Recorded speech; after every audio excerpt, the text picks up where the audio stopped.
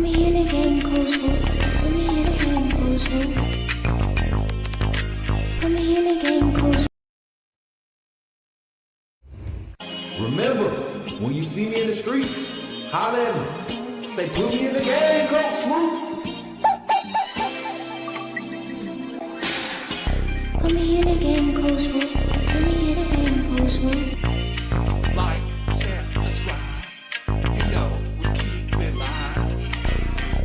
Put me in again, Coach Smook. Put me in again, Coach Smook. Put me in again, Coach Smook. Put me in again, Coach Smook. Put me in again, Coach Smook. Put me in again, Coach Smook. Put me in again, Coach Smook. Put me in again, Coach Smook. Like, share, subscribe. You know we keep it live.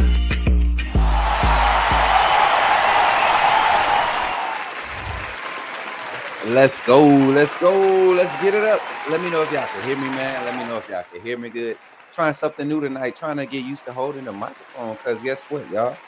Got some new content being produced, and your boy's holding the mic. So how is everybody doing today, man? Good to see everybody in the chat, man. I see y'all popping in early, checking in.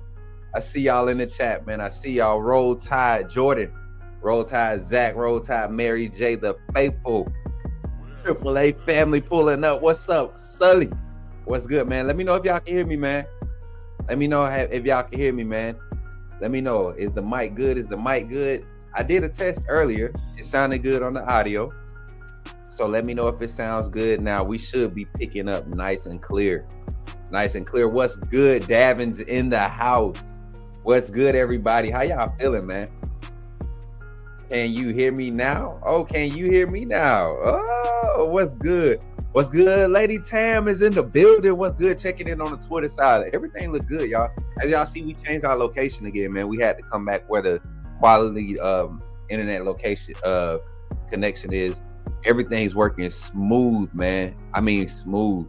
What's good? Everything is good. Okay, everybody in the chat, I see y'all. Listen, we are doing a semi-members only segment. This is a very informative segment, y'all. I promise y'all, I got a lot to talk about. I was in the middle of moving today. If I look tired and sound tired, I am. But the grind don't stop, man. The grind does not stop. We are going to talk about some quality topics today. If you have been paying attention to my Twitter, then you know we have a lot to talk about. But before we get into that, if you have not seen it, Bama Central has posted the post-practice interviews from all the players. So what I'm going to do is I'm going to run it. Hopefully the audio and everything is routed correctly. And I'm going to run it. And we should be able to interact with these. I think all the interviews are like 8 minutes long. So we'll use the first half of the show to allow the viewers to come in and everybody get caught up. Once again, video credit, interview credit to Bama Central. Go check out their YouTube page if you really want to support them and show them some love. Drop them a like on their quality footage that they're providing. Got some pretty solid interviews today. I got to see like a minute of each just to make sure that, you know, the audio and everything was good. Bama Central did their thing today. Shout out to them. So without further ado, let's get into it, man, here on the Coach Smook Network.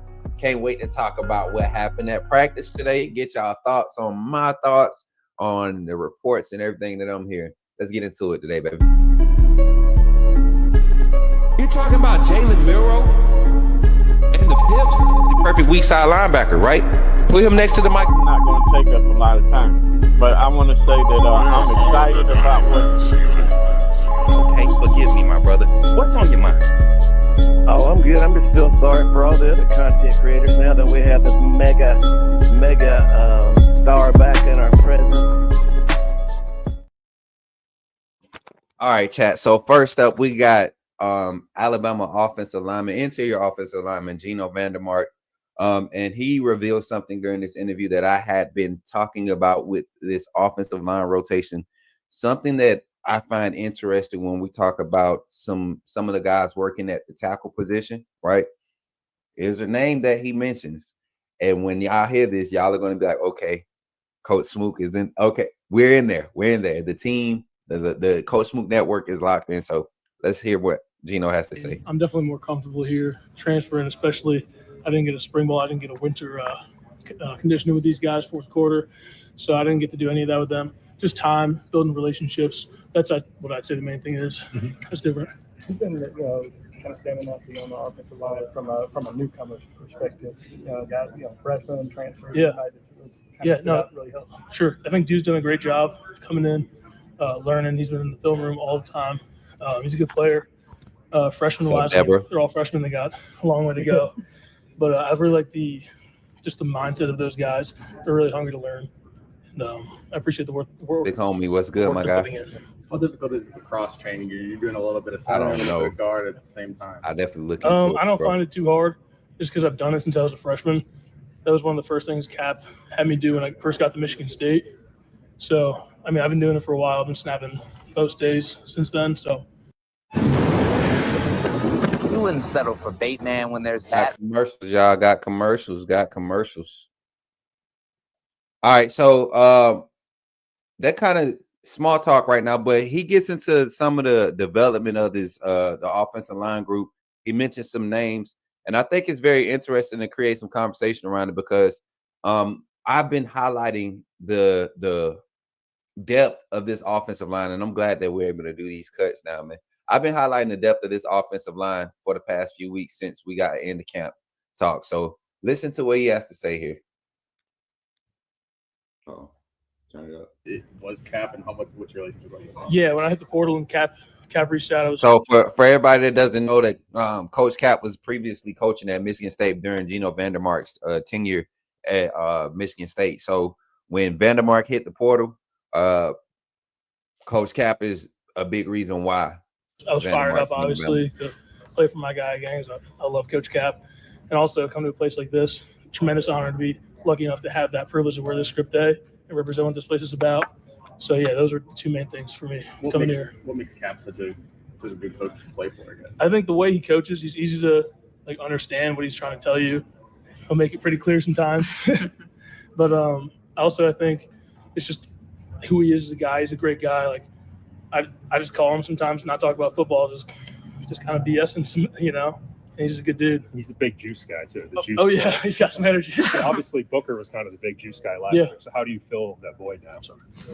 I think it's just collective effort. I think we've been doing a good job to be better from all of us having new voices emerge in the leadership realm of our group.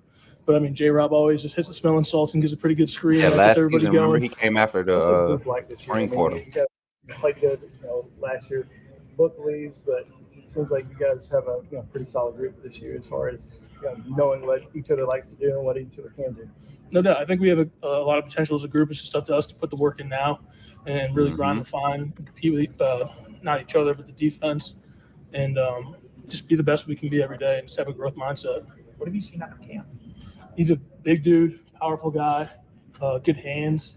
He's a good. I just like being around him. He's a good dude. Good addition to the room. Does he bring kind of a veteran energy? I know there's a lot of new guys or inexperienced guys. Does he bring a level of veteran energy? For sure. He's a guy with a ton of SEC experience. He's an older guy, one of the older guys in the room. We're not the oldest room in the country. We were pretty young last year, but we're older now. But he's just another fourth, fifth year guy like we have. We had one guy on the offensive line last year that was.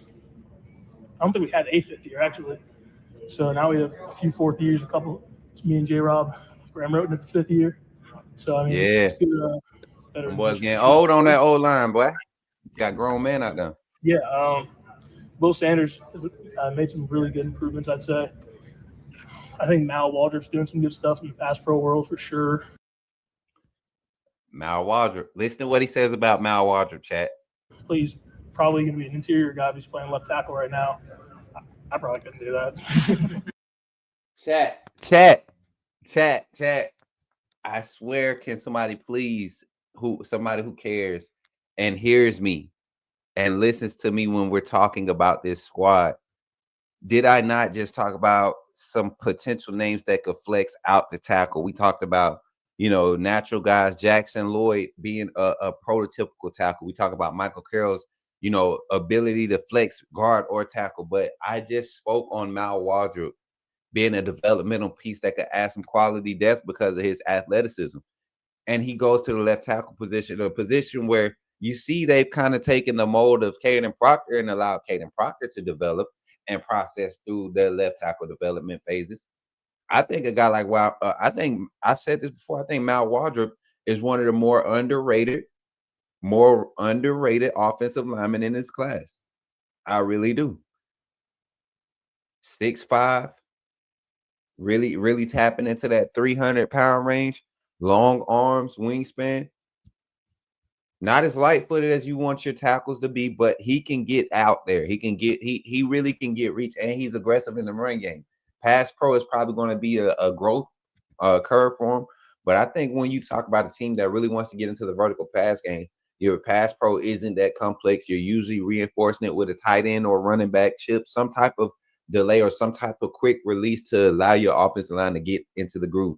And that's something that the quarterback has to understand. So a guy like Mal Wardrop, who might get called to the plate to play left tackle, right? If Caden Proctor can't go at the beginning of the season and we don't flex Jaden Roberts to right tackle and move, Wilk and Formby, whatever. What if a young guy like Wardrop? So what type of quarterback do you, and these conversations, I'm telling you, these reporters, I have to commend them for the second week or second live in a row. This is some quality stuff that they're allowing us to get access to. And now we're able to create some quality conversations around. So let's get back to it. So he's looking good. Sir, you're a Jersey guy. Jihad was last year. Keon Savage. What is Jersey football all about? I know the SEC is not usually associated with Jersey, but what's it all about? In the teeth, smash mouth football. Brock, good to see you, family. Just gritty guys trying to play some tough nose football. Jersey boys represent. I think it translates to any football conference you're going to be in. Mm-hmm. So, I mean, out to the Big 70. Always got to be a part of the game. Got 29 on YouTube, and 49 on Twitter. Make sure you retweet on Twitter, and if you're on YouTube, drop a like, drop a thumbs up, and share it, please. First of all, do you have How many likes we got on the screen? Recommendation for you, and then also just indulge me here. You have to build a starting five of the football players for basketball. I have no idea. I have no idea who even played basketball. Lunch recommendations. I don't know too much like Newark. That's where they're playing, I think. Mm-hmm. So honestly, I don't really know any places in Newark. I can get back to you on that if you want to DM me or something. I can ask some people. But starting five, I'm just going to go all O-linemen. Give me KP, Wilk, Olas. I don't think did they have basketball in Finland? I don't know. Get all the rebounds. I'm going to go Billy Roby. He'll be my distributor, point guard, field floor general. What do I need? One more? Hey, interesting starting five there. Interesting starting five, if you ask me. If you ask me, it's an interesting starting five. He said Proctor, Olis Alanine. Who else he said? Bill Roby, him, and then y'all got to see his fifth. His fifth is pretty funny. Just wait till you hear who his fifth is. I appreciate everybody for tapping in, hitting the like button, man. We kind of just slow motion with it today, keeping it simple because we got some good talk. I want to get as many viewers as we can in here to get into this conversation about practice today. It really kind of stepped up. Yeah, absolutely. Hold on. Some veterans returning, but any guys that you've seen from last year to this year that really kind of stepped up. Yeah, absolutely. Beeman and Edric, they look a lot different. They're playing a lot different, faster, more physical, just better D linemen than they were previously. They're giving us some trouble. They're good players. What was last year like for you, kind of understanding your role of there would be games where you would come in second quarter, third? Like, how did you kind of mentally prepare for each game and when you might or might not come in? Sure. I was just ready for whenever my number was called to do whatever I could to help my team win a football game. I wasn't worried about how many reps I'm getting here, like how am I being, viewed or whatever. I was just trying to do what I can to help this team win football games and be a great offensive line. So that's just how I mentally prepared. I was like, look, I don't know exactly when or how many reps I'm going to get, but if I do, I'm just going to go and play my best for my team. Did you get to play with Peyton Thorne? Yes, sir. How does he compare to Ty Simpson? I mean, they're different dudes. I didn't really play. I only started 2 games with Peyton at quarterback there. But, I mean, honestly, they're just both good dudes. Love both the guys, even though Peyton was at Auburn. But to give him some stuff for that for sure. But, I mean, I don't know how I can really compare them. I think they're both great leaders and good quarterbacks for sure. About how much practice time do you spend working on backing up Parker at center instead of – Hey, chat. I love how PR etiquette a lot of our players are this spring. I think I probably could have pushed the envelope with that question. I probably could have pushed the envelope with that question. Appreciate the like over there on Facebook, Mary. And shout out to the 82 in the chat, man. We got 54 on Twitter, 28 on YouTube. Continue to like and share, y'all. We don't have the music playing because we know the audio is kind of unbalanced right now. We don't have the interface hooked up. We actually got a new one coming in, setting it up for the MacBook setup. So just bear with us. We're trying to make sure everything is smooth, man. We get the stream, keep it clean for y'all. Sure. Sometimes I'll just do full days at center. Sometimes I'm always snapping every day during CQ. Maybe if I'm mostly a guard, Capital say, hey, going at center right here with this group or whatever. So I mean, it's pretty split. Last season I was trying to say last season I would alternate every day. Mm-hmm. But right now it's just been pretty much the same thing, almost. Is it different? A lot. I play a lot of center. Is it different? All right, y'all. So we're gonna go ahead and go over to Alabama DB Xavier Brown. Somebody that I began conversation around the other day. Some things that I've been hearing, just with some of the reports from eyes on the sideline or things and people that are close to the program, but also just some of the things that I've been seeing as far as the clips that we get to see early on. It's kind of telltale signs of what's happening with depth chart. As far as rotation, there's reps. It may not be necessarily indicated depth chart placement, but when guys are getting pushed towards reps to be evaluated, that's a telltale sign, and that's just the nature of what the game is. You provide skill sets, and how effective you can consistently present those at a high level is what earns you more showtime or more evaluations. So we're gonna get into this conversation with Xavier Brown.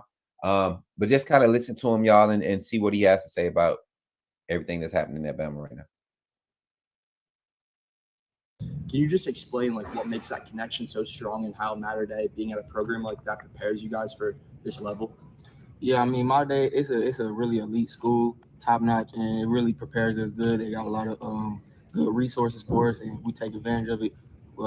Get places like here. I know he's not here, but could you describe, I guess, who Chuck McDonald is as a corner? Oh yeah, Chuck, that's my boy. He he fast, strong, and he got a lot of head on him. Yeah. What's your relationship like off the field? We all great. Everybody from Cali, we all boys. What's the biggest similarity between Mater Day and here? I would say competition level. Every position, each position got a lot of good guys, a lot of unique guys, got different.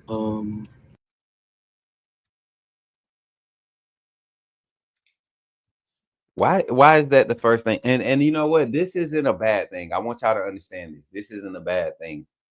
But I just started speaking the other day on some possible guys. Like if you're a second year guy or a third year guy, you're really trying to stay solidified in this starting lineup in the secondary. You don't want to miss a step this spring. You don't want to miss a step this fall. You don't want to have an injury. You don't want to have any type of setback, because there's a group of young freshman defensive backs, and we saw what type of development Coach Mo Linguist provides in the secondary. And now getting a familiar, assistant to work, kind of hand in hand with him, and to see him be productive as far as developing talent.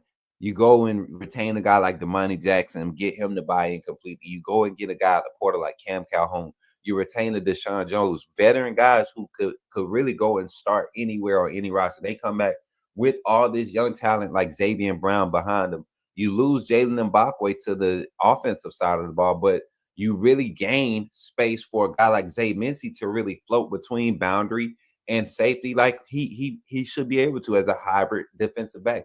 Then you get a guy like Red Morgan, who kind of struggles with the safety concepts, but is really more so a nickel boundary corner, can give you some safe boundary reps. So I say you get a guy like Red Morgan, who's been showing a lot of improvement. Get him over there. This is a deep secondary room, but that's not even to mention the true freshman, Dijon Lee, who's just been turning heads since he's shown up on campus. Ivan Taylor, who's been turning heads since he's shown up on campus. And we've been speaking heavily on Chuck McDonald. I think he's a day one ready guy, just like Xavier Brown. All of these guys, quality program development through high school, and it showcases and translates to quality schemes at the next level. Coach Saban's scheme was quality, but it was very advanced. You had to be in the playbook, you had to be advanced, experienced, all these different things because so many things were happening, flying around. You had to think, and it kept you ahead of the offense a lot of times and allowed us to be a lot more aggressive. Well, this kind of allows the offense to kind of absorb the offense to create opportunities for turnovers. You aggressive up front. You don't allow stationary protection. That's what the whole makeup of this defense is really designed to do. Do not allow stationary protection. You got to, when we're sending stunts, when we're gap containing or we're shooting gaps, it has to move the protection. It has to shift the runs, the run blocking scheme of the offense. So the secondary is important to be able to react off of that. Got to be able to react, and you got a lot of quality guys. He's talking about depth and competition. Pay attention to it. That's all I'm saying. Not nothing bad. Just saying. Qualities in that game makes it real competitive. Obviously, one of those Cali guys, Dijon Lee. How is he how accustomed to life in Alabama? Dijon doing great. We work every day. We hang out every day. He got a lot stronger, faster, and he's out there doing a great job. Okay. Shout out the big homie, bro. I appreciate you, bro. I would say I think my freshman start, I think I had a good start to my career, but I'm just looking forward to keep growing and keep building. Do you think technically stood out about this is one or two things in spring practice? Megan, what's going on, sis? Good to see everybody. I think just playing faster in general. Got 100 in the chat, y'all. Make sure y'all running up the likes. Got 62 on Twitter, 37 on YouTube, 1 on Facebook. Y'all run it up. Facebook, drop some comments.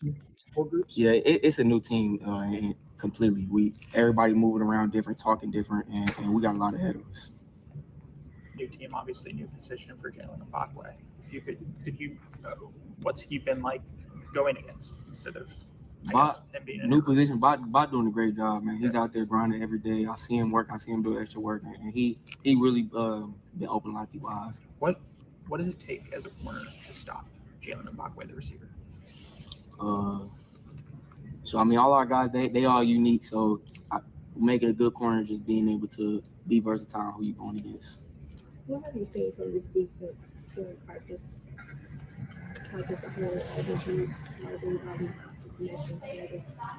I think like you said, mentioned together, like everybody just building, connecting on a deeper level. So I think that makes us play harder for each other. Conversation to be had, Megan. And if you had to build Megan, I think that's a realistic conversation to be had. This is going to be probably the most deeply talented defensive back room.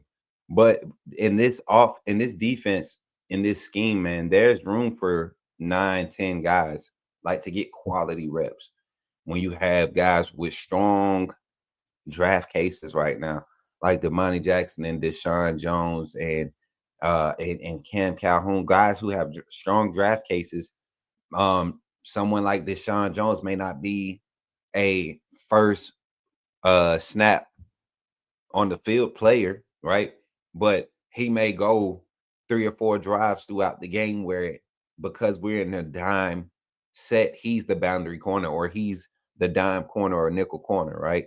And then same for a guy like, let's say, Keon Sapp with the safety rotation, with the young talent behind him and quality depth behind him, like Zay Mincy.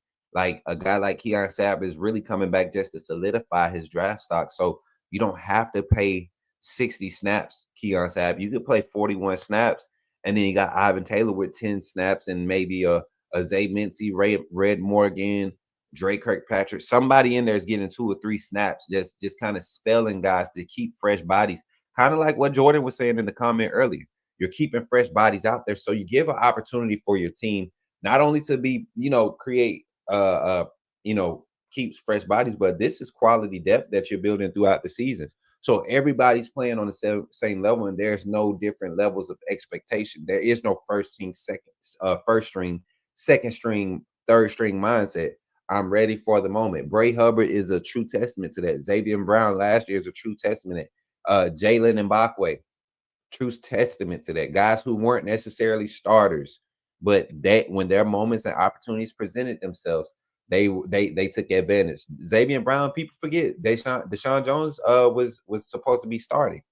Xavier Brown got pushed out there. I want to say moments before the first snap in the first game, right? And performed well against Western Kentucky. So I'm excited to see what the secondary continues to develop into. What's up, TP? Good to see you in the chat today. Hey, yo, Sully, what's good? You think we might lose Austin Mack? The safety rotation is heavy. Facts, Jordan. I'm right there with you. Yeah, man, depth with no drop off, and that's a tricky situation. How do you handle that as a staff? How do you handle that in this era of college football where NIL and is no longer considered tampering anymore because it's not. You're allowing these players to be represented, maybe not quote unquote agents, but they have representation, and you don't necessarily have to talk directly to the player to understand where their mind is when representation is somebody that they're speaking with and communicating with. So it's becoming that type of game, but I see guys like Xavier Brown benefiting from staying and sticking it out and being a part of a quality rotation. You just don't know how many times teams have just like, let's say Washington. Imagine all those guys that transferred into Washington the year Kalen DeBoer and those guys went to the national championship. All of those transfers got those guys that transferred in. Imagine if they had tried to stay where they were and be the individual superstar, try to keep fighting for it. You get what I'm saying? They all came together and shared the load. You got that in-house at Bama. How can you hone that in and get players to buy into that development? Also, create quality opportunities with your play calling and your extensive evaluation of your players during practice, during your workouts. Seeing what numbers are all of these analytics that we use for players during their workouts now. What are their numbers saying? Week in, week out as the season goes on. They may only be playing 3 snaps this week, but are they still getting plus or minus whatever that's supposed to be plus or minus in progression as far as their strength and conditioning? Like, those things should matter and should give players opportunities because it's so much talent. The college game is so widespread. You got players, you got the age range from 17 to 26 now playing college football. So there's a different level and depth of talent in the college football game. 45 watching live. Let's get 40 likes on the stream. Yeah, let's get 40 likes on the stream, y'all. Appreciate y'all for being here, tapping in live on the stream. 45 on YouTube side. We got 70 on the Twitter side. Appreciate y'all for tapping in. We're always going to lose players. Every team is just a matter of time when. 100%, man. Because like I was saying, we're going to be talking about the wide receiver room here in a little bit. And I have a strong belief that, with the type of rotation that we're going to see with this wide receiver room, I think we have to pay attention and say, hey, it's best for guys to possibly look at opportunities elsewhere because there is just too much talent. It's too many quality guys out there. And then in a game in college football where, having we're already seeing recruiting take a hit, man, because of some of the new NCAA legislation and all of that stuff. But I think we're going to see the portal become more valuable until things really get some parameters around NIL. And the portal is going to benefit more. Portal players it's going to be basically, who can get the player on campus their freshman year, right? And then what is that freshman going to use that freshman year for? Is he going to use it to really get to the school he really wanted to be at, or is he really trying to develop through a school and commit for at least 3 years, at least 2 years? They're granting guys 5 years left and right. College ball, you're getting paid now. There's no rush to get to the bag. I mean, but everybody has their own situation. That's just my personal opinion. I'm not judging anybody. I'm just speaking, from my standpoint. But last but not least, a guy that I feel like is going to have a huge year for Bama. As you can see, he's kind of beefed up a little bit more since the offseason. Alabama tight end number 1, I believe, is going to be the number 1 tight end on the roster. Him and Danny Lewis will be able to accent each other very well. He provides both H-back, traditional wide, skill sets. I think Danny Lewis gives you traditional Y, split Y skill sets, with both of them having, similar inline blocking quality skill set. So let's hear what Josh Graves has to say, everybody. And don't forget to run the likes up on the stream, man. Listen, that we're kind of get going. Some of the younger guys that are coming in, working on them a little bit. But I mean, CJ and Robbie, they're definitely sticking around, sticking their head in to the room a little bit more, giving me some tips. So I definitely wouldn't say I'm doing it alone. They're kind of sticking around and helping me out a little bit. Are the guys behind you mostly like tall? Let me know what the audio sounds like, chat. Or are they like low down wise? Right now, I think we're trying to mold everybody into a all down tight end for sure. With this offense, I mean, we're trying to get everybody to do everything, especially with, I mean, our room's a little young. So right now we're kind of getting things a little bit rolling. So right now we're just trying to mold everybody into an all down tight end. And your workflow is important to us. Please wait indefinitely. Do y'all understand what they're saying by all down tight end? It's kind of like how I just divided them up, saying like, you got your traditional Y, you got your H-backs type tight ends, right? Because we don't necessarily have traditional fullbacks anymore in the game. We don't have traditional fullbacks. They kind of been labeled H-backs. There's tight ends and fullback bodies. They're big blocking, receiving tight ends, extra athletic offensive linemen, shorter. I can't even say shorter because Robbie was a big. They just different, all right? Mike Allstats, the advanced Mike Allstats of today's game. Jordan, big facts. I just heard from some other channel he just started looking like a wide receiver. Yeah. Hey, so I'm gonna talk about my tweet I had earlier. Ty about to shine. You think so, Brock? Keelan about to feast. Hey, I got some reports. We're gonna talk about it. Let's finish listening to old Josh. Thinking more just in terms of body type, though. Like, how do they look? Yeah. Do they look like wise, or do they look like flex guys? Being in here, being a senior, you really don't know. Yeah. You really don't know.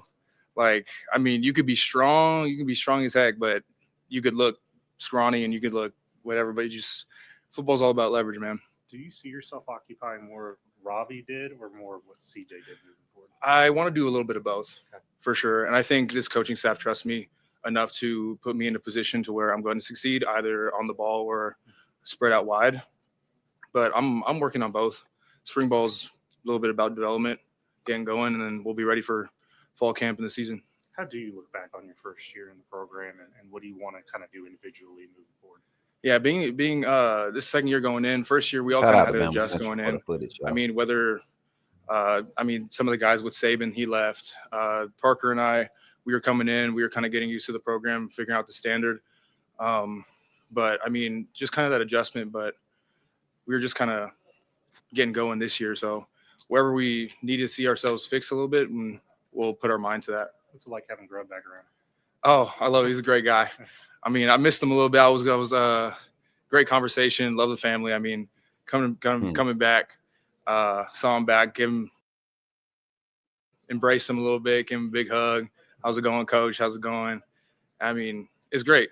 It's great to have him back out there and see him running around. Parker said that kind of takes a little bit of an adjustment when you first get around him because he can be a little bit mean at times. Mean? I don't know what word you would use. How would you describe that side of him, and what do you tell players about that who haven't maybe been around him before? I think he's solid. I think I'd just say he's solid.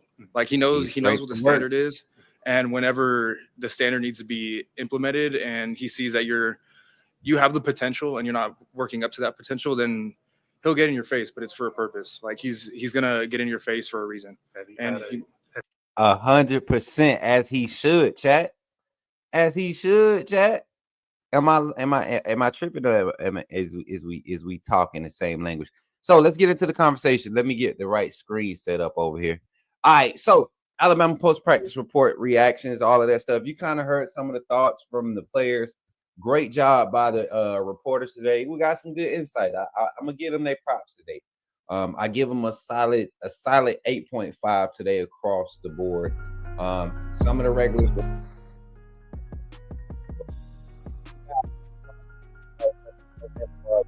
a defensive back, sophomore defensive back, Xavier Brown, and 5th-year guy Josh Cuevas now. I think Josh Cuevas is a 5th-year guy this year. So a lot of quality veteran guys scattered throughout this roster that has a lot of quality talent. Let's get into a lot of the topic of conversation. Let me get my Twitter page pulled up so I could pull up my tweet. And this is just like conversation, y'all. Like I'm on the phone, I'm talking, and things are being said, and I'm envisioning and asking certain questions based off of, you know, how what I'm familiar with how practice is conducted. And so we're gonna get into this conversation. I'm gonna talk about a few things that I heard, why I posted what I posted, how I posted, you know what I'm saying? And I'm glad that a lot of people didn't see it. I did it this way for a reason. So got back to my phone today, checking a group message, group text, and I don't know who looks better today.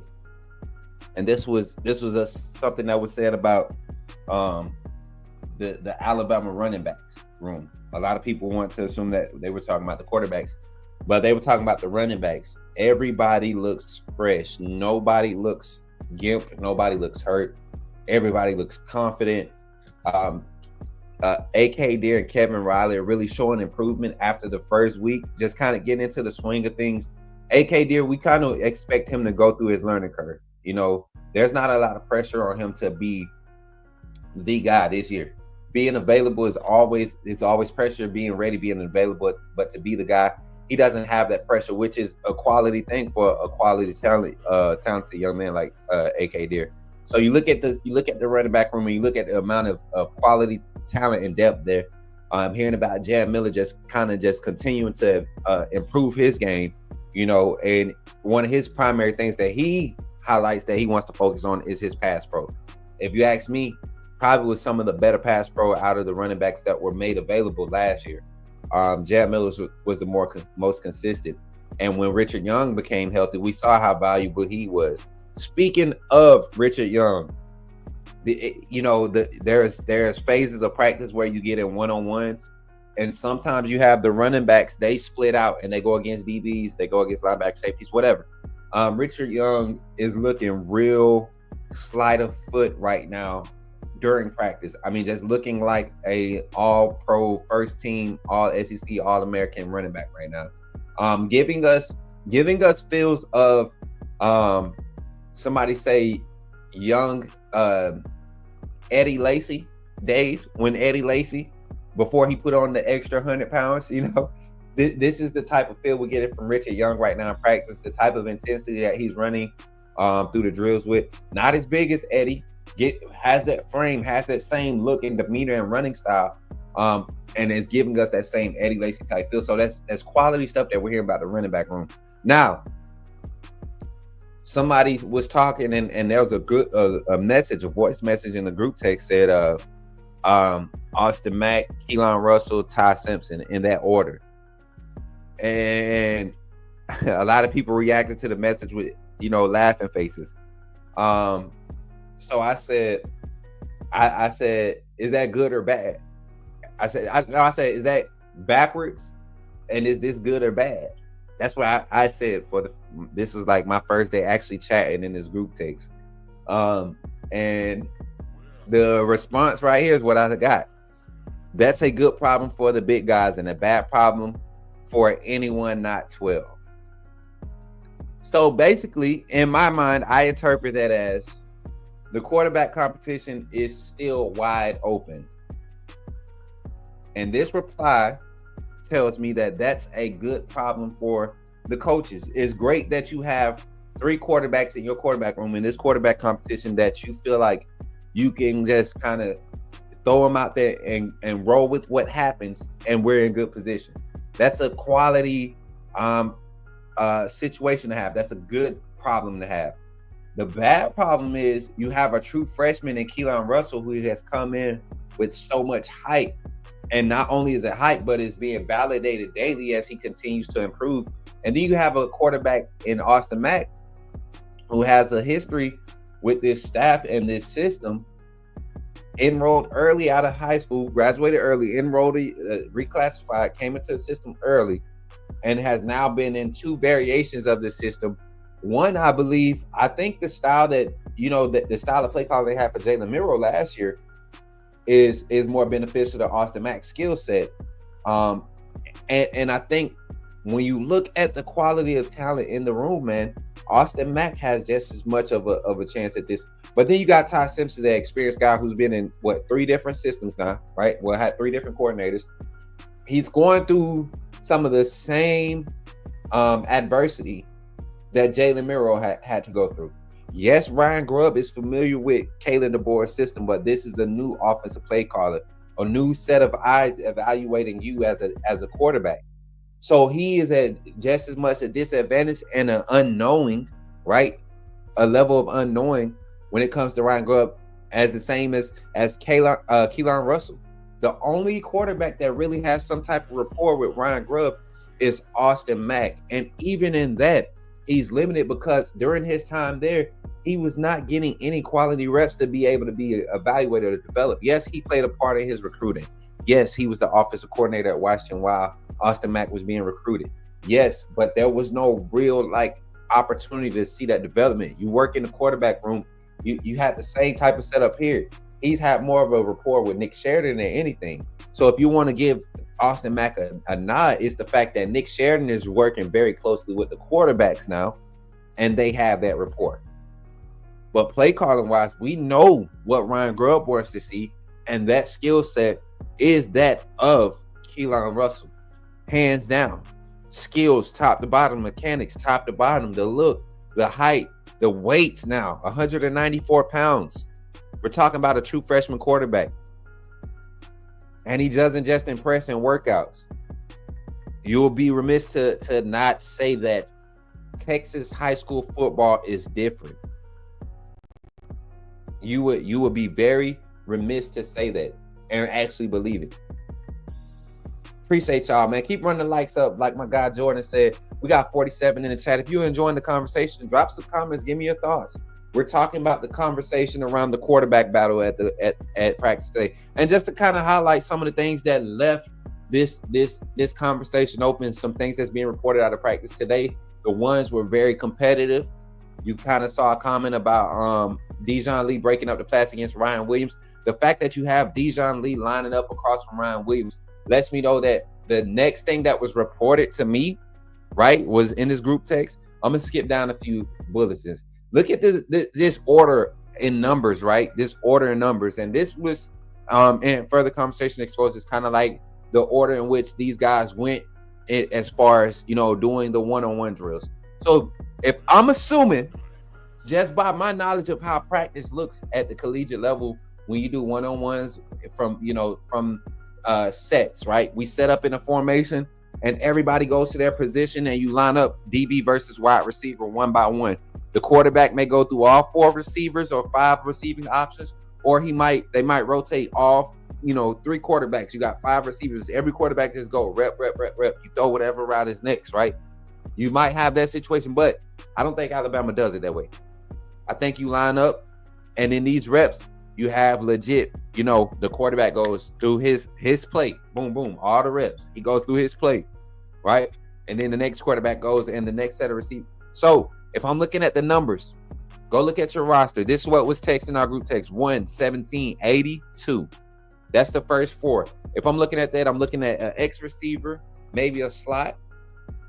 I'm looking at a tight end, right? And I'm looking at a Z receiver, or vice versa. Maybe you got a strong right situation or a strong left situation, right? We got a left situation. But this was a lineup. And then the next lineup, you had the same, similar, different formation, right? But similar personnel, different lineup, 9, 15, 3, 18, right? So 15 being quarterback, Ty Simpson. I want y'all to understand that this wide receiver depth chart, I don't think there's going to be any real depth chart for this wide receiver room. I feel like Jeremy Bernard might purposely be pushed down to work with third team in this offseason just to help development with guys like Derek Meadows, Marshall Pritchett. Having a quality veteran presence in live reps helps guys with depth adjustments. Maybe you got a stack guy like Bubba Hampton, who's limited in reps right now. You put him on third team reps with Jeremy Bernard, he can learn. Danny Lewis, right? Guys who are limited. You might not see a lot of your veteran guys being out there in a lot of these highlights because of things like this. This staff understands development, man. That's why you see them go and take teams that were going 2-10 to going 10-2 and 11-1 or 13-1, 14-1, right? And in 2-year turnaround. We're looking at an Alabama team that went 9-4, right? 2 of our regular season losses were on the road against unranked teams, right? This is not a bad team. This is not a team that doesn't have talent. And you got guys leave the portal and hit the portal and do all that. But then you're going to get guys like Isaiah Horton. You get a guy like Jeremy Bernard to come back. You retain Ryan Williams. You get Jalen Mbakwe to flip. Number 3, who is going crazy right now, Jalen Mbakwe. He's starting to settle down. He's starting to get into his groove. He's becoming he's always been an athlete. That's what's allowed him to play quarterback and cornerback in the past 3 years, right? Who would have thought a high school quarterback for the last 2 years of his varsity career goes into his freshman year at the University of Alabama as a corner, defensive back, and creates impact and creates value for himself, and then immediately switches to the wide receiver room. And to me, if you look at it now in hindsight, I think Mbakwe saw an opportunity to be a part of an explosive offense to where he didn't have to be the feature guy, and he would get opportunities to where he's an X factor. Same thing I think we're going to see from Latier Brooks. Same thing we're going to see from Bubba Hampton. You're going to have primary guys that's going to demand schematic attention. And guys like the names I just mentioned are going to be able to benefit. Isaiah Horton, Jeremy Bernard, Josh Cuevas, Danny Lewis, Jam Miller, Richard Young. These guys are going to be schematic demands, right, from your defensive game plan standpoint. So your guys that are going to get these 6 to 9 reps of kind of spell reps, Cole Adams, Jalen Hill, being intricate parts of rotation, but maybe not featured guys, they're going to have to be able to capitalize. And then young guys who are with even more limited reps are going to have to be able to capitalize with those opportunities. And you have that much explosiveness, that much speed in the wide receiver room, you gotta see. You gotta take advantage of it. Jalen Hill and Cam Calhoun getting spicy in practice today. Meaning Cam Calhoun has been a physical presence since he's shown up. That's something that everybody has been highlighting. He's a physical presence in the secondary. When you got guys like Cam Calhoun, Dijon Lee, Damani Jackson, big defensive back, 6'2", 6'3", 6'4", 180, not 195 pounds plus, and they're rangy guys, and you can't, like, they get their hands on you, they got reach to get their hands on you. It could get mixy in ones or in pass skills or in 11s. And Cam Calhoun has been showing up, but Jalen Hill has been making some crazy catches too. Rico Scott, get into the conversation after we started, got on into the voice chat. Rico Scott just continues to develop and show that he's going to be a quality depth piece. Cole Adams, healthy 100%, just kind of working through things as a veteran now, becoming more of a leadership presence. And Jalen Hill has been very focused this spring. So wide receiver room looking great. Tight end room coming along. Marshall Pritchett is another name. Keep your eyes on that guy. I know we're glad to have Danny Lewis back. But I pray that, the health issues continue, they don't continue, because Marshall Pritchett is a guy, I feel like once the lights come on, you put him in the moment on game day. He may not be 100% during practice, right? May not get every rep, may not get every block 100% in practice, but I feel like he's a game day guy. Kind of like I feel about Ty Simpson. A game day guy. The lights come on, they show up, they do their job. Shout out to Wizzle, man, for rejoining the AAA family, man. Good to see you back around here, brother. Good to see you. Nah, you good, man. Good to see you, brother. Look, I am grateful. Thank you, brother. Thank you. Dino, what's good? Hopefully he's able to master one. Kickoff return. I don't want to see Ryan on it. You know what?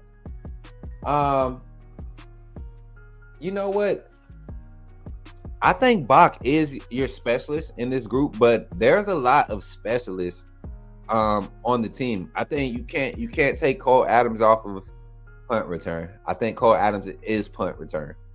Like that's who I trust on punt return. Kick return and punt return are two different ball games.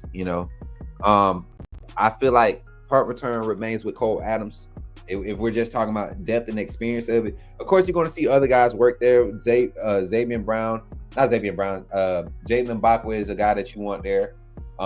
Young talent, Bubba Hampton is somebody that we saw was working with that group last year in the return team and the specialist group. So, but kick return, I would definitely want Mbakwe with his electric. He's very shifty. I want speed though. I want Lachier Brooks out there. Put him on the Jalen Waddle track. Everybody knows Jalen Waddle made a name as a true freshman on special teams. What he was able to do on special teams, and then he was the 4th, 5th option in the wide receiver room as a true freshman.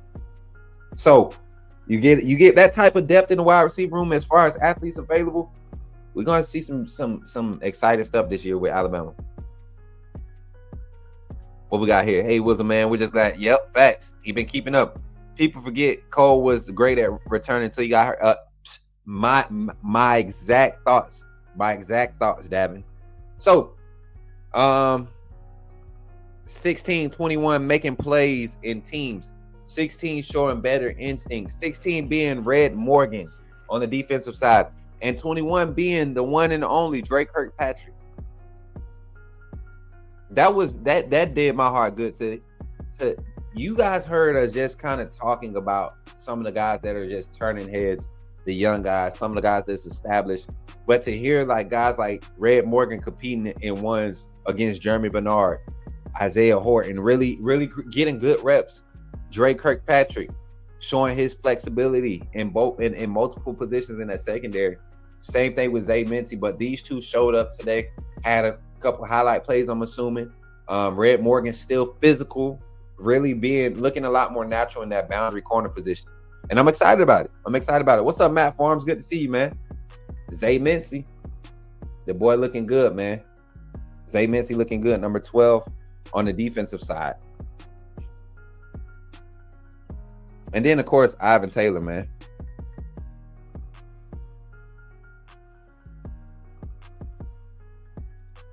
My cousin just hit the portal. He going to Bama.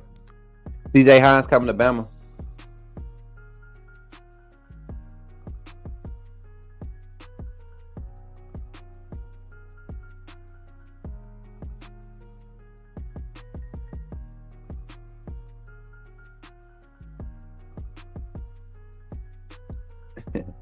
I'm just playing. I don't know. I'm so ready, guys. I'm sorry. I'm sorry. I got distracted. I got text messages about people hitting the portal. But we got 165 and 145 in the chat. Make sure y'all continue to run the likes up on YouTube. We got 62 in the chat. Just checking out some of the information that I got from my reliable sources. And I posted this in encrypted format for a reason. Draw the people in so we can have these conversations. We don't have the phone line available tonight. But if we have anybody that wants to jump on or provide not jump on, but wants to get on the phone line and kind of give some thoughts on what Alabama spring ball has been shaping up, what they've been hearing, go ahead and call the phone line 334-625-1121. You can leave a message. We'll be posting more edits, more messages from the phone line edits here over in the coming weeks. We got A-Day coming up April 12th. So y'all just stay tuned, stay active, continue to support to support the content. All right, this was a statement that was made about quarterback quarterback number 10, Austin Mack. Displaying, I forgot to put displaying a understanding you can grow and win with. Also showcasing athleticism and being very vocal and being vocal. That's what the message said. I just kind of paraphrased it. To hear that with Austin Mack, that kind of lets me know that the presence of an alpha in the quarterback room, there isn't one, and that's great. That's great for quarterback competition. And it's great. It depending on how you look at it. If you're a negative Nancy, if you don't like challenges, if you don't like pressure, you if you're Ty Simpson and you don't like pressure, you don't like a challenge, you can bow out gracefully, you can fight. You can see how tough of a fight is going to be, and you can bow gracefully, go somewhere, and just where your value, you're a great quarterback, go and be a starter or for sure starter. But I think this competition, it gets more heightened when you hear things like this, because you turn around and you get in the same similar hype around the growth of the true freshman quarterback. So it could be a bad thing for a guy like Ty Simpson, who is going into his fourth year on campus, right? As an early enrollee, he came on early, so this is his fourth spring. A guy that we know can be a starter at just about any school in the country right now, right? Can be a starter, day one starter. But what does that say? If we feel that way about Ty Simpson, and there are two other quarterbacks in this room, I feel like we're in the perfect storm right now.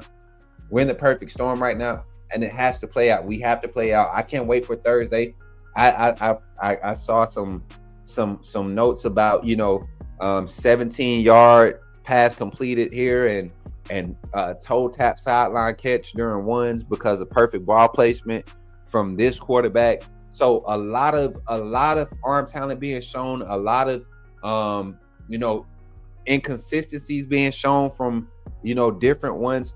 But to know that 10 is getting more praise, not just from On Three. This is people that's actually there and talking about Austin's development from last year. That puts me in a position to really think that this Ty Simpson has yet to really do what he needs to do to say, I'm QB1.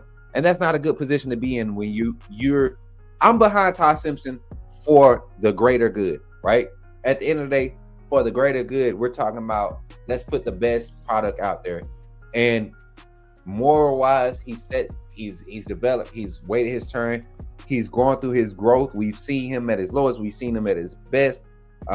We have yet to see him live, full time, but we've seen him be a supportive teammate. We've seen him do all the things, check the blocks, right? If that's not enough because of circumstance, how do you separate yourself? And the only way you do that is by definitive and clear-cut performance Thursday. No matter what else happens around you, your job has to be executed at such a level, Ty Simpson, that you can't question if you're the piece that needs the attention for development in this phase of this team's coming together. So, very interesting conversation around the quarterback room. Austin Mack doing what he has to do, create more value for himself in this competition. Keelan Russell just lying in wait. He's the freshman that has nothing to lose. Go out there, sling it. You make mistakes, you learn from them. They expect you to make mistakes as a true freshman.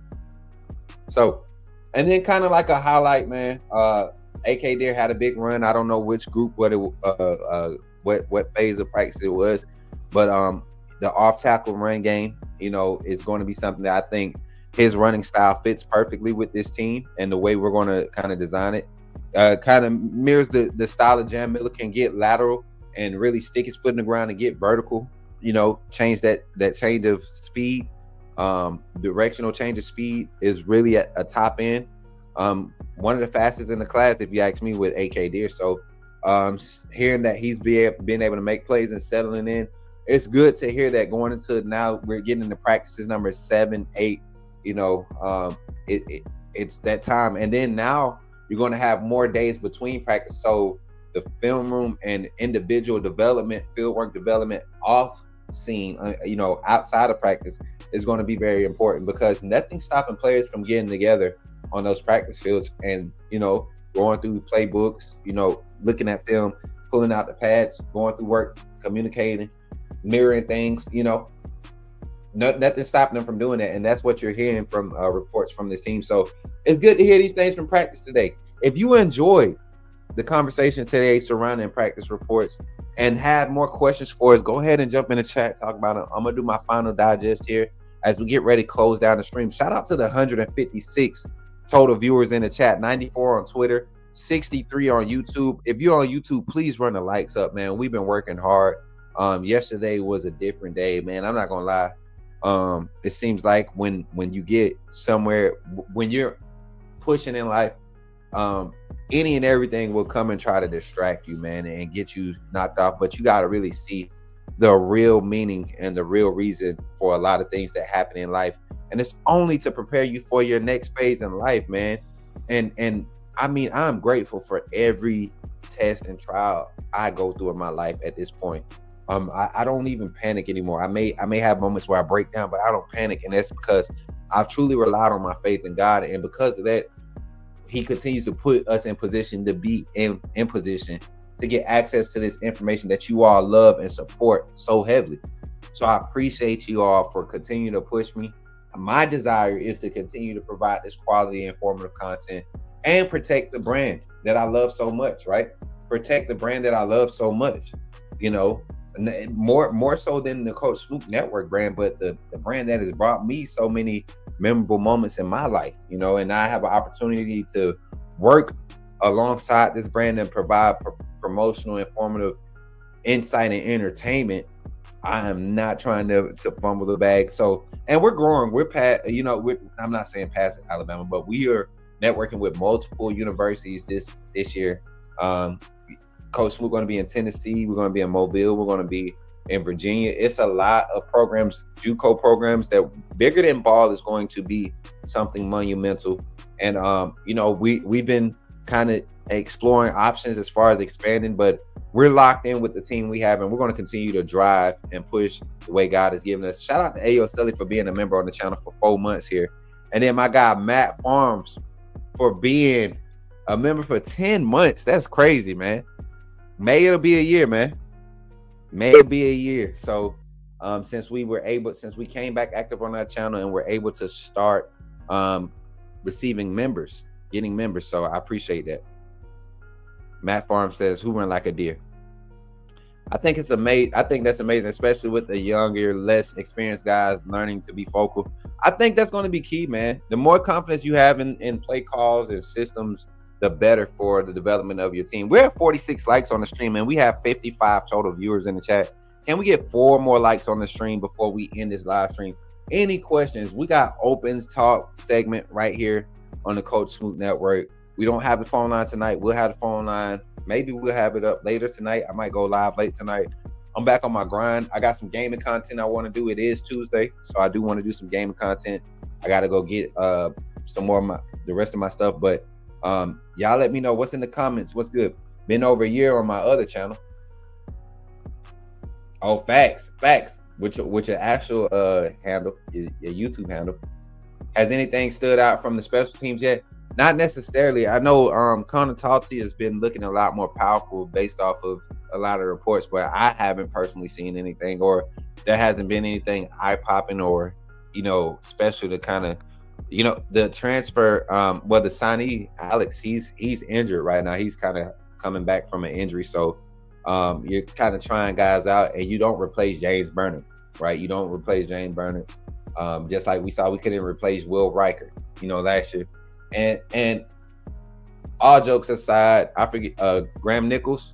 He did a solid job last year as a field goal kicker. I don't think he got a lot of opportunities, so that a rhythm thing was probably a part of it. After coming from a school where he, you know, averaged like 6 field goal kicks a game, like actual field goals. So seeing him kind of struggle last year does have you worried. But I think we're going to be in good position if the offense plays a lot better.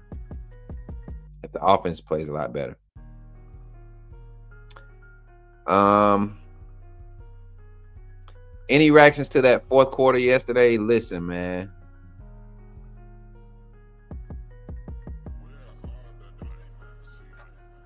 Y'all, you Dino, you want me to cry, don't you? So in the middle, well, during the game, y'all see I had to get off live. I had to handle a personal matter, but I was able to kind of stay engaged with the game. And when I saw that we were possibly going to be going into overtime, it worried me.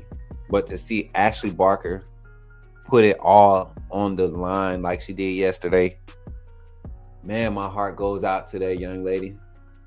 Oh my God, my heart goes out to that young lady. I'm so proud of this Bama women's team. I really felt like we had a chance to secure it. And once again, guys, I won't do it today. We'll do it later. I'll probably be live again later. But we'll talk about it. I feel like there was a lot of personnel things that could have happened in that game that we've seen happen time and time again. And I have my opinion. Not to criticize, just my opinion. And that's all it is. I'm not the expert. I just have my opinion. But personnel wise, there's a lot of opportunity for us to go big in some cases and really slow down the disadvantage we had on the boards, right? Because you have strong rebounders on the bench. They may have not played heavy minutes all season, but Cristobal is a strong rebounder. Gianna Cunningham is an active rebounder. Carly Weathers is a good accessory rebounder, a perimeter. She chased down the ball. You got Diana Collins, who's when given the green light to play confident, not necessarily given the green light to play confident, but when she feels like she has that support, you can tell when a player doesn't, when they're playing kind of tight in the system. But it's players like that could benefit from big minutes, to being called on the big moments like that. And they can show up and give you X factor moments. We didn't get the X factor production from Carly like I thought we would. We had opportunities there. Started great, but that second half was definitely something that I was not expecting. And then just the closeout in the second overtime was tough to watch. And a great effort by the team, though. It wasn't like we had a bad game. That Maryland team is just experienced, and that's that coaching staff. They're going to stick to their guns, and we weren't able to get enough makes at the end of the day. We weren't able to get enough defensive rebounds to keep them from. I remember one possession they had 4 offensive rebounds. So if you think about it, we just gave them an opportunity to get 8 extra points. Yes, they only get 2 points out of, but those are extra possessions where we could have turned that needle, and it could have been like a 4-2 set. That way, the lead is we're maintaining that sizable margin that we need in those type of games. Smook, if you was the head coach, who would you start in August? Also, if you trying to get whooped tonight, we can go live. You know what? If I make it back in time, Sully, and you still up, I am up for that, because I'm back at HQ and I can act up a little bit at HQ. So, and this is the setup for the foreseeable future, y'all. We keeping it basic because we got a lot of movement we're going to be doing over the next few weeks. But my starting lineup for who? What side of the ball? For what? Basketball, football? What are we talking about? And I can get that answer for you. So I'm gonna start that coming. Give me nickels and dimes. The defense will be elite, no doubt about it. 100% last 8. How you feeling, man? Where your wristband? I'm the last 8. Grab that wristband, my guy.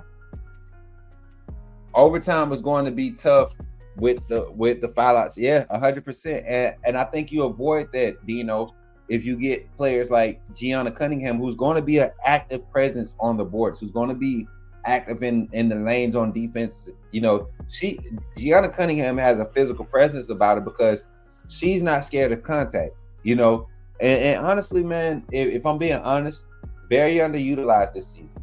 I know we had a lot of senior leadership, a lot of senior scorers, but it was games where I think the focus on physicality should have been, and defensive pressure should have been the focal point. And you see a different outcome in that game against Florida in the SEC tournament. You see a different outcome in the game against Maryland we just recently saw. You see a different outcome in the game against Auburn when they kept trying to, close the game early. We were trying to run this half-court set, and it just wasn't happening. But when we had our defensive group out there that really got into passing lanes and pushed tempo, transition offense was effective, and that's when we saw our squad really create separation in games this year. So good to see that. It was a tough loss. Hell reminds me of Justin Jefferson and Kyron Lacey type. Yeah, somewhat. I think we don't give Jalen Held enough credit for how good of a route runner he is. If you go pay attention to his patience on the touchdown pass he got from Jalen Miro his freshman year, it wasn't just a straight up streak route. That was designed patience. And if you pay attention, the safety that was over him wasn't his read. It was the one high safety that was playing the middle of the field that was to determine if he ran the corner or he was to just continue to bend up the seam. And he made the right read and was able to pick up enough speed to get that depth and made a catch over under a safety that made one false step out of range, and the on ball defender that he was able to beat in one-on-one. So, and that's all route running technique, strength up top. He has the vertical and the catch radius to go with it. Like I said, Isaiah Horton, Jalen Hale, Jeremy Bernard. I don't think we're going to see many Ryan Williams-centered game plans, right? I don't think we're going to see it.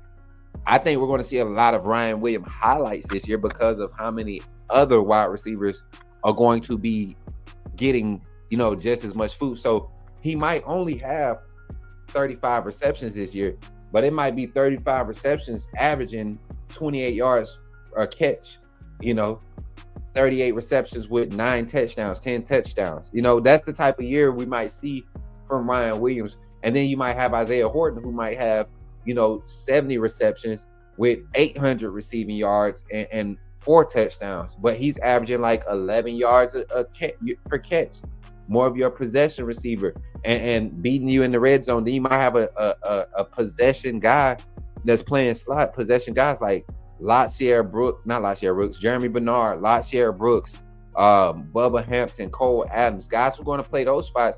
They might get more targets and split them up because of the rotation there, but their production numbers wise could be more. They could have 7, 8 touchdowns, 4 touchdowns. The quarterback can be a 45 plus touchdown passing quarterback again this year, right? Miro had 26 touchdown passes this past season. 5 of them called back, 6 touchdown passes called back. So he was really a 30 touchdown passing guy. Got a lot of depth in that room. 2 OTs with a team like Maryland, our girls are still winners. Facts. And I keep telling people, Maryland is a team that dealt with a lot of injuries this year. Speaking of injuries, man, shout out, prayers up for Juju over the South Carolina guard, man, tore her ACL. That's a big hit for that team. You're talking about a baller, somebody that's really just been dominant all season. I can't rewatch replays with injuries like this. So, yeah. Definitely prayers up to her. And let me see. More comments. Bama got the elite wide receiver room this year. You know what, Sully? You all to see. A-Day. We'll see how good the quality of talent on both sides of the ball. Like anybody that's saying that the wide receivers are dominating practice their line, because the defensive backs, like 5 deep, is like no drop off. The corners, I mean the boundary guys, Cam Calhoun, Damani Jackson, Deshaun Jones, Red Morgan, Dejon Lee, Zay Mincy's reps at boundary. Who else is in that cornerback room, man? I'm forgetting somebody. I feel like I'm forgetting somebody. And I keep wanting Xavier Brown. I keep wanting to put Mbakwe back there, but I feel like he would have been a good depth piece, but him developing that wide receiver is even more fun. I can't wait to see what that lineup looks like with 1, 2, 3. The jersey numbers, Isaiah Horton's number 1, Mbakwe is number 3, and Ryan Williams is number 2. Like, personnel groupings are going to be crazy. I can't wait to see it. I can't wait to see what running back accentuates this offense to the point where we got the 1-2 hit a quitter, and then when your third guy comes in, it's like, oh my God. Daniel Hill, chat. Daniel Hill. Just remember the type of buzz that Richard Young created during spring last year, during A-Day last year. Daniel Hill will have that type of buzz this year, 100%. 100%. And this Friday, we will start putting out the details for our A-Day link up, guys. There will be a small ticket purchase available for access to the area where we'll be commuting, just to kind of provide a donation to the people that will be hosting us. But this will be very laid back, chill, very open forum. I'll be doing a stream, so you all will be on the stream live while people are walking by. We'll be, just kind of using this opportunity to help grow the Coach Smook Network as we continue to legitimize ourselves and get validated with our partnership with multiple universities, but most importantly, the University of Alabama. So with that being said, closing out the show, man. Hopefully you all enjoyed the show, man. I am glad to be back in this space with you all, man. I am glad to be back in this space with y'all. And to God be the glory for real. Like, yesterday was a tough day, guys. I promise you. Y'all know I don't complain. Life happens, but we're here. And I'm grateful to God for choosing me to go through what I go through. You know, I feel like I'm really a walking, living testimony, man. And I'm proud. I'm proud of myself. I'm proud of everybody that's continuing to support. I appreciate everybody that's continuing to support. Shout out to all the sponsors: Helping Hands LLC, Young Urban Streetwear, Clothing Apparel, Man of Standard Executive Security, and all of the athletic associations, athletic departments that we partner with on the high school level. Shout out to Hall Tech Sports and all the recruiting team. Shout out to BT Sports and Coach TJ here on the Coach Smook Network. Shout out to the whole team. Shout out to Mary J, Jordan, Zach, Megan, the whole mod squad. Shout out to B Sully. Shout out to everybody in the chat, man. Everybody that's helping this thing continue to grow. I appreciate you. And with that being said, remember, when you see me in the streets, holler at me and say, put me in the game, Coach Smook. I'll catch y'all on the next one. We might be live tonight. Who knows, man? Y'all be blessed. Remember, when you see me in the streets, holler at me. Say, put me in the game, Coach Smook. Put me in the game, Coach Smook. Put me in the game, Coach Smook. Like, share, subscribe. You know we keep it live. Put me in the game, Coach Smook. Put me in the game, Coach Smook.